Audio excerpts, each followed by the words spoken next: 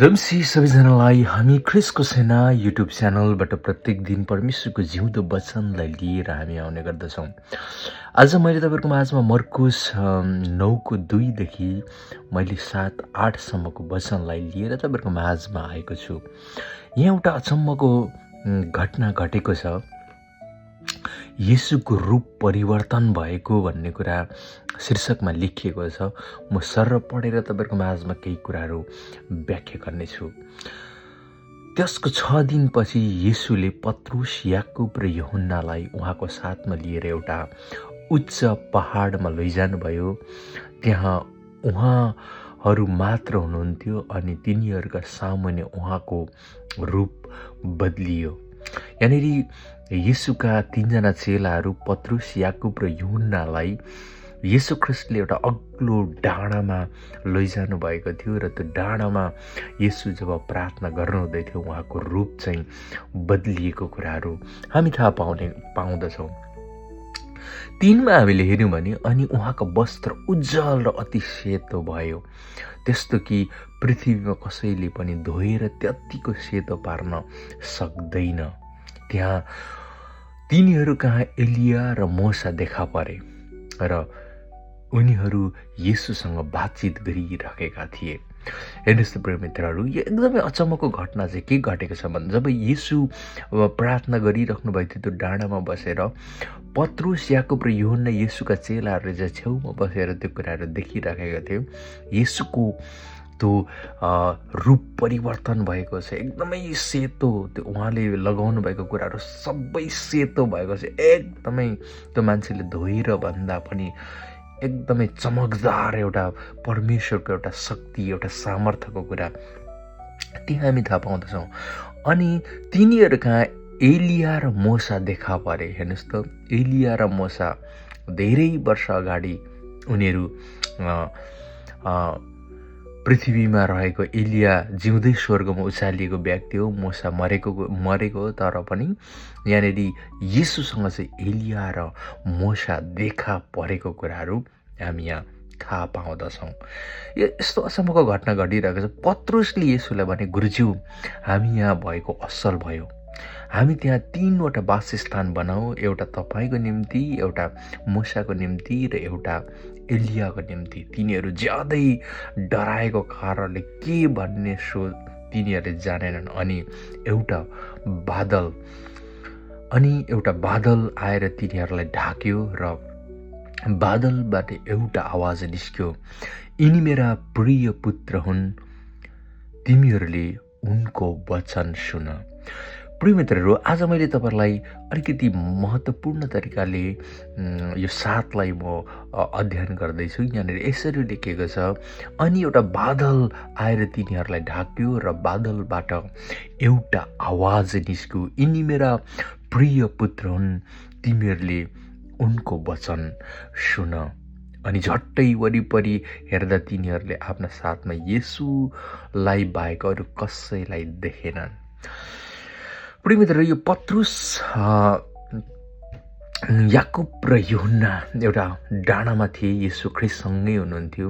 अनि त्यतिखेर मोसा र एलियासँग चाहिँ येशू बातचित गरिराख्नु भएको थियो। अनि जब त्यो दृश्य हटिसक्यो अनि त्यो दृश्य देख्दै गर्दाखेरि पत्रुसले गएर भन्दै थियो, गुरुजी, हामी यो ठाउँमा भएको चाहिँ एकदम असल भयो। यो ठाउँमा चाहिँ हामीले 3वटा डेरा बनाउनु पर्ने छ, एउटा तपाईँको लागि, एउटा मोसाको लागि र एउटा एलियाको लागि। अनि त्यतिखेरै चाहिँ माथि आकाशबाट बादल ओर्लिएर तल आयो र बादलमा एउटा आवाज निस्क्यो, यिनी मेरा प्रिय पुत्र हुन्, तिमीहरूले उनको वचन सुन। प्रिय मित्रहरू, आज हामी नयाँ नियमको सबैभन्दा महत्त्वपूर्ण कुरा यो ठाउँमा गरिएको छ। त्यो बादल तल ओर्लिएर आउँदै गर्दाखेरि याकुब, पत्रुस र यूहन्नालाई चाहिँ यहाँ यस्तो किसिमको एउटा आवाज दिएको छ, यिनी मेरा प्रिय पुत्र हुन्। मतलब येशू ख्रिस्ट चाहिँ परमेश्वरको प्रिय पुत्र हुनुहुँदछ, तिमीहरूले येशूको वचन सुन। प्रिय मित्र, तपाईँ र म आज कस्तो अवस्थामा भएर हामी बढिरहेका छौँ, तपाईँ र मैले बुझ्नुपर्ने र महत्त्वपूर्ण तरिकाले सुन्नुपर्ने कुरा चाहिँ येशू ख्रिस्टको वचन। येशू ख्रिस्टले तपाईँ र मलाई भन्नुभएको कुरा आज तपाईँ र मैले सुन्नु पर्दछ, आज तपाईँ र मैले याद गर्नुपर्दछ। येशू ख्रिस्टले तपाईँ र मलाई केही कुरा बताउन चाहनुहुँदैछ, येशू ख्रिस्टले तपाईँ र मेरो जीवनमा कुन किसिमको काम गर्न चाहनुहुँदैछ, येशू ख्रिस्ट तपाईँ र मेरो हृदयमा कसरी बोल्नुहुँदैछ, तपाईँ र मैले सुन्नु आवश्यकता पऱ्यो मित्रहरू। जब मानिस जन्मिन्छ अनि बिस्तारै ऊ बढ्छ अनि बढिसकेपछि उसको विवाह हुन्छ, कतिको विवाह पनि हुँदैन अनि बिस्तारै बिस्तारै ऊ वृद्ध हुन्छ अनि वृद्ध भइसकेपछि अन्तिममा ऊ मर्दछ। प्रिय मित्रहरू, मानिसको यो जीवन एकदमै अनौठो किसिमको छ, जन्मनु पर्ने अनि अन्तिममा मर्नुपर्ने। धेरै मान्छेले भन्ने गर्छन् प्रिय मित्रहरू, मान्छेको जीवन दुई दिनको मतलब कसरी भन्न सकिन्छ भन्दाखेरि एक दिन जन्मेको र अर्को दिन मरेको। अनि मान्छेहरूले भन्ने गर्दछ मान्छेको जीवन चाहिँ 2 दिनको जीवन हो।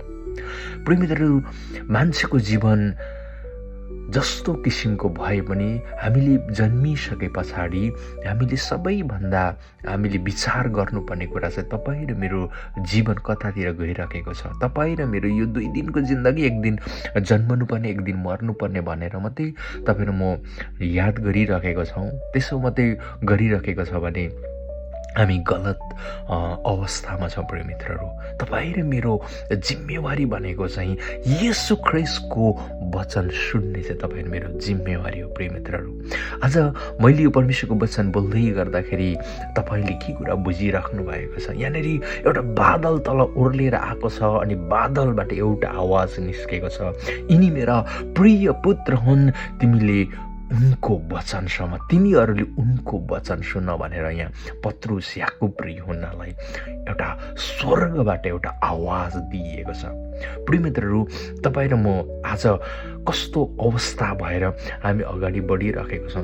एक्चुअली म पावलको घटना जब दमस्कसमा हिँडिरहेको थिएँ, येशू ख्रिस्टका चेलाहरू येशू ख्रिस्टलाई पछ्याउनेहरूलाई उसले खेदाई उसले जेलखानामा लगी एकदमै धेरै सताउने काम गरिरहेको थियो। त्यतिखेर एउटा बिजुली जस्तो चम्केर दमस्कसमा ऊ लडिसके पछाडि पावल तिमी मलाई किन सताउँछौ भन्ने एउटा आवाज आएको थियो। अनि पावलले भन्दैछ तपाईँ को हुनुहुँदछ? अनि त्यो आवाजमा येशूले भन्नुहुँदैछ तिमी जसलाई सताउँदैछौ त्यो चाहिँ म हो, ख्रिस्ट येशू हुँ, म ख्रिस्ट येशू हुँ भनेर येशूको एउटा आवाज सुनेपछि पावल आफ्नो जीवनमा बदलिदछ। पावलले येशू ख्रिस्टको आवाजलाई सुनेको थियो र उसको जीवन बदलिएको थियो। प्रिय मित्रहरू, आज तपाईँ र म संसारमा हुँदै गर्दाखेरि तपाईँ र म बदलिन चाहन्छ भने, तपाईँ र म परिवर्तन हुन चाहन्छ भने येशू ख्रिस्टको वचनलाई सुन्नु आवश्यकता छ। येशूले भन्नुभएको छ नि, बाटो सत्य र जीवन म नै हो, म बाहेक कोही पनि पिता कहाँ पुग्न सक्दैन। आज येशू ख्रिस्ट नै बाटो हुनुहुन्छ, येशू ख्रिस्ट नै सत्य हुनुहुन्छ र उहाँमा जीवन छ। जसरी यहाँ पत्रुस याकुब र यूहन्नालाई एउटा आवाज आएको थियो, यिनी मेरा प्रिय पुत्र हुन्, तिमीहरूले उनको वचन सुन।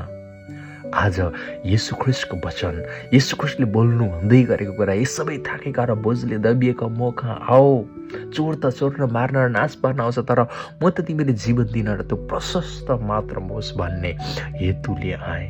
प्रिय मित्र, आज मैले बोल्दै गर्दा येशूको वचन तपाईँले सुन्नु हुँदैछ भने, येशूको वचन, येशूले के कुरा बोल्नु हुँदैछ त?